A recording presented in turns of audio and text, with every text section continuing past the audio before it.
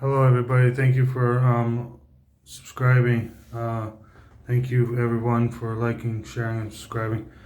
I wanted to say extra thank you to the people that have taken the time to get educated about what's happening to me in my case, and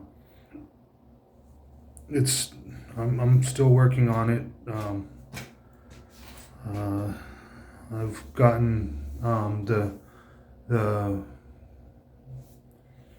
the battery upon a peace officer charge was dismissed for lack of probable cause,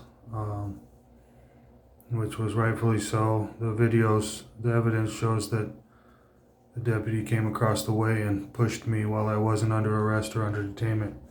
But that's not what I was wanting to talk to you about today. I wanted to talk to you about a couple things about public lobbies and the importance of people conducting the public business in the public lobby and not back in the private areas where the public service agents could lead you and mold you into thinking things and then denying you of your ability to make proof and then making it seem like they are just doing right by you, but you have no way to prove your claim because you're the only one back there in the private with these um, employees, federal employees at the state level or local level. So 5 CFR 2635.102, letter H, it's the definition of employee for the federal executive branch. Says it includes state and local employees, state and local actors. With that said, these actors hope that you claim to be a victim. They hope that they can talk you into taking your public matters into the private, where they can basically mold you, deny you. When you complain, they can basically retaliate against you in the private, deprive things, and then there's no way of people knowing. And being in the public lobby discussing public matters is actually to your benefit. You want to be able to be discussing the same, like they try to say registration. Well, registration is a public matter being done at a public service agency known as the Department of Motor Vehicles. And those public matters are supposedly the same public matters as everybody else is getting. That's why you would want to have your business conducted in public so that you not only can hear how they are helping your fellow neighbors, but also your neighbors can hear how they are treating and if they're properly serving you or if they're not properly serving you. So it's in my belief that you do not want to go take the public matters like driver's license, registration, legal names. Legal names, that's a public thing. That's not your private, that's not private anything. A legal name, you went to public government school in kindergarten from with that legal name all the way through. The legal name isn't something private. It's a public, registered, titled, certified thing. It's a birth certificate. You get a birth certificate, the legal name. All of these things are not private, especially if you write them down on a registry for a public registry like the DMV. That's public school, public DMV, public library,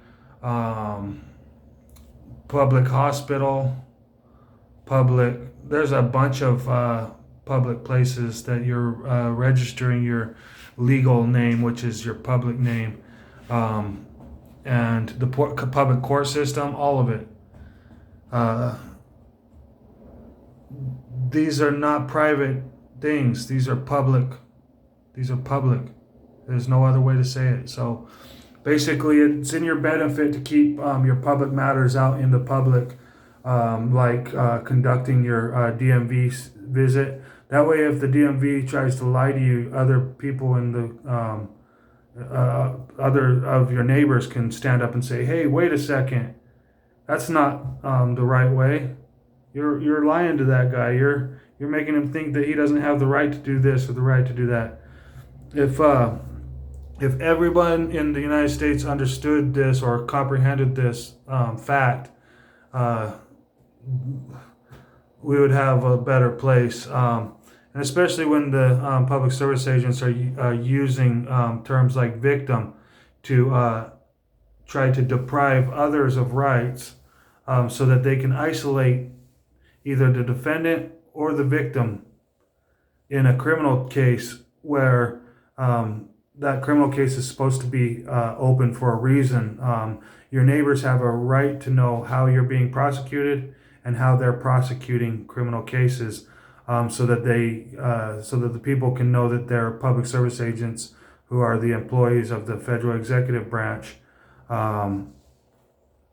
are handling criminal matters, so that they're not using them for mistreatment or the preferential treatment of others against people, which would be the mistreatment of whoever they're targeting. And this stuff does happen regularly.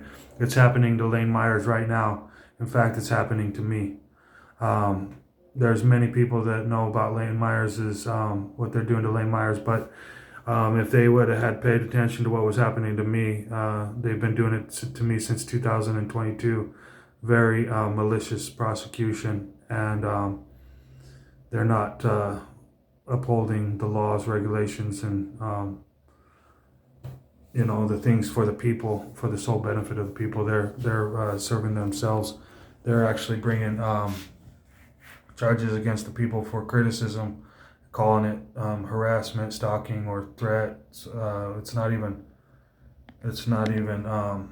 neither of those. It's criticism of your public officials, which is a grievance, and they are supposed to redress it for your sole benefit.